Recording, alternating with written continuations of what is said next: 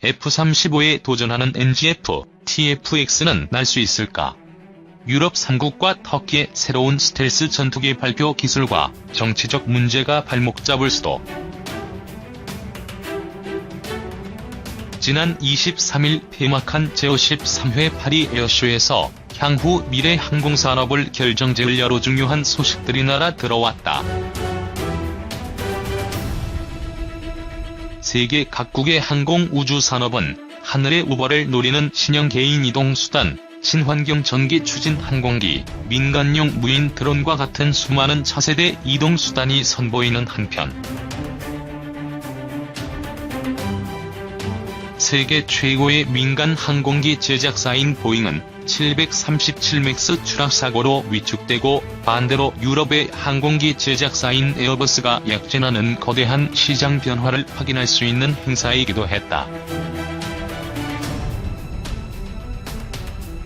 파리 에어쇼는 민수 시장뿐만 아니라 국방 항공 우주 분야에서도 깜짝 놀랄 만한 빅뉴스가 공개된 현장이었다. 바로 항공 우주력의 꽃이라 할 수 있는 신형 전투기 두 종류가 공개된 것이다. 그 주인공은 독일, 프랑스, 스페인 공동 개발 전투기인 NGF와 터키의 TF-X 전투기다. 이 두 전투기는 브렉시트로 인해 곧 유럽에서 분리될 영국의 템페스트 전투기와 함께 수십 년 만에 처음 공개되는 차세대 전투기 프로젝트라는 점에서 그 의미가 각별하다. 소련이 붕괴하면서 세계 방위산업과 항공우주산업은 큰 타격을 입었다. 특히 군비 축소가 강조되던 유럽의 전투기 사업은 큰 정체기를 겪었다. 냉전이 끝날 무렵부터 개발 중이었던 프랑스의 라팔, 유럽 공동 개발의 유로파이터 타이프는 야심찬 계획에도 불구하고 예산 축소로 개발이 지연됐고, 미국제 전투기인 FA-18 호넷, F-16 펠콘, F-15 이글과 수출 경쟁에서 힘겨운 경쟁을 이어가야만 했다. 더군다나 미국은 오직 자신들만이 사용하는 5세대 전투기인 F-22 랩터에 이어 수출형 5세대 전투기인 F-35 라이트닝 II로 전 세계 전투기 시장을 영원히 지배할 것 같은 기염을 토하는 와중에 이에 대항하기 위한 두도전자가 이번 에어쇼에서 등장한 것이다.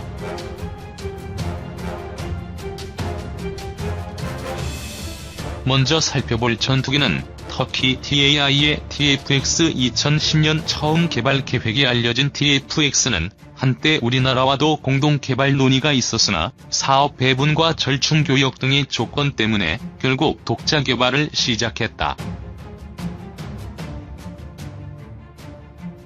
초등훈련기 KT-1을 면허 생산한 기술력을 가진 터키는 한국처럼 기술 도입 파트너와 공동으로 개발을 추진했으며 2013년에는 제임즈 39 그리펜 전투기를 개발한 스웨덴 사부사와 탐색 개발을, 2017년에는 영국의 BAE 시스템스와 공동 개발 계약을 맺었다.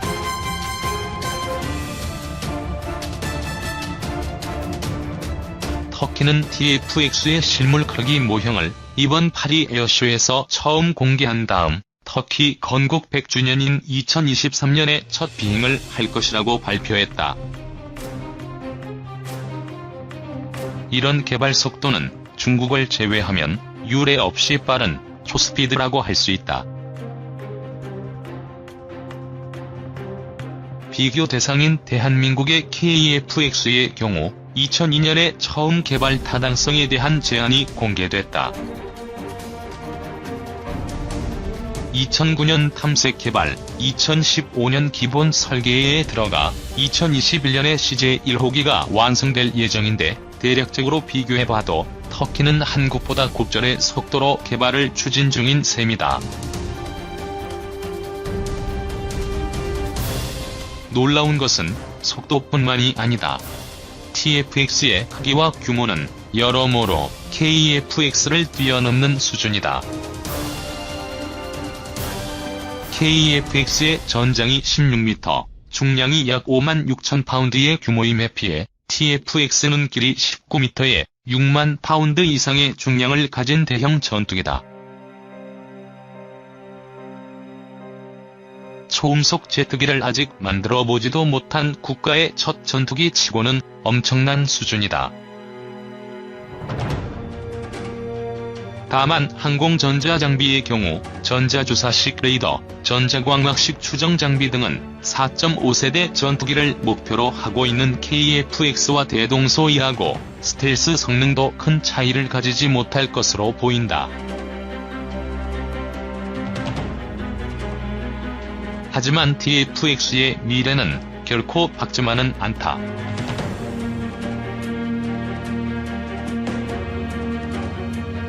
무엇보다 2023년 첫 비행이라는 개발 일정은 비상식적으로 2019년 현재 겨우 실물 크기 모형이 만들어진 지금 4년 안에 상세 설계를 완료하는 것조차 미국도 하기 힘든 프로세스다.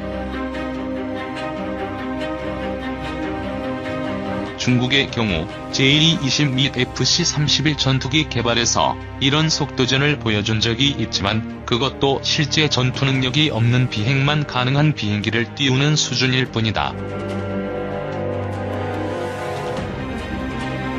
터키의 경제위기 상황에서 30조 원이 넘을 것으로 예상되는 TF-X의 개발과 양산 비용을 마련하는 것도 엄청난 장벽이다. 무엇보다도 전통적 우방이었던 미국과의 관계 악화는 TF-X 프로젝트가 순식간에 공중분해될 수 있는 위험성을 내포하고 있다. 각종 부품과 기술 도입 등 TF-X 개발에는 미국의 협조가 반드시 필요한데 러시아에서 S-400 대공 미사일을 수입하여 미국의 심기를 건드리는 터키에게 미국이 이를 허락할 가능성은 거의 없기 때문이다. 다음 도전자는 NGF. 4.5세대 수준의 스텔스 성능을 가진 TF-X와 달리 유럽 공동개발 전투기인 NGF는 그야말로 F-35에 비해 경쟁 우위를 갖출 수 있는 높은 성능을 목표로 하고 있다.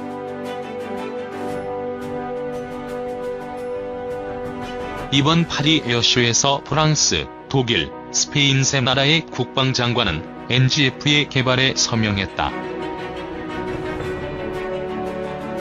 과거에 개발한 유럽 공동개발 전투기인 유로파이터와 다른 점은 세 나라가 동등한 지분을 가지고 있는 것이 아니라 프랑스가 일종의 대주주로 주도권을 잡고 거기에 독일과 스페인이 지분을 투자하는 형태라는 점이다.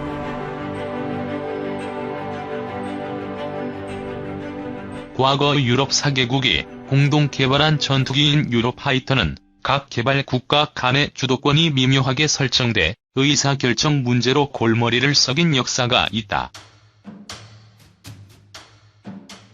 이번 NGF는 이 부분에서 프랑스가 가장 많은 개발비를 부담하는 것을 전제로 시작부터 합의를 했다고 해석할 수 있다.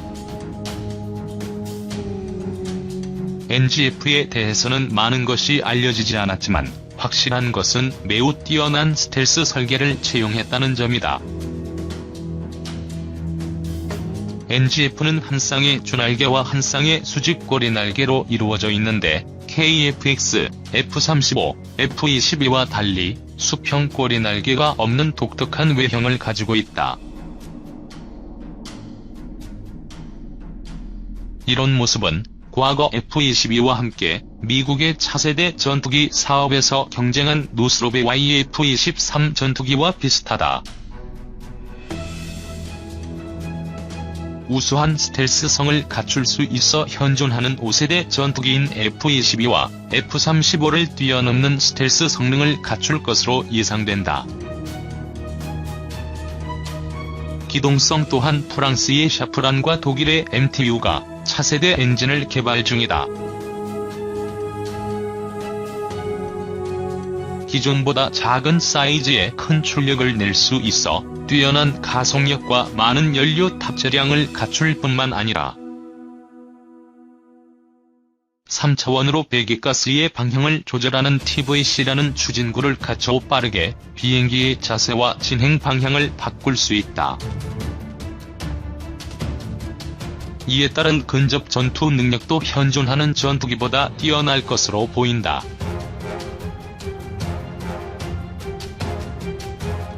여기에 더해 NGF는 인공지능과 리모트 캐리어라 불리는 무인 비행 드론의 도움을 받아 전투력을 극대화한다는 구상이다. 현재 빠른 속도로 발전 중인 AI 기술을 NGF에 적용해 마치 2명이 조종하는 것과 같은 임무 수행 능력을 1명의 조종사로 가능하게 만든 다음, 조종사는 NGF 비행기뿐만 아니라 리모트 캐리어 무인 드론을 같이 조종하여 여러가지 전술을 사용할 수 있다.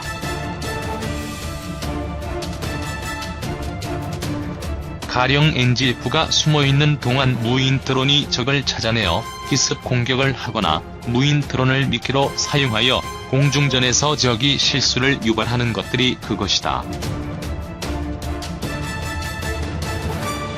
다만 NGF의 발목을 잡는 것은 유럽의 복잡한 정치적 상황이다. 프랑스가 프로젝트의 주도권을 잡기로 결정했지만 결국 예산이 풍부한 독일이 얼마나 협조적으로 나올 것인지가 관건이다.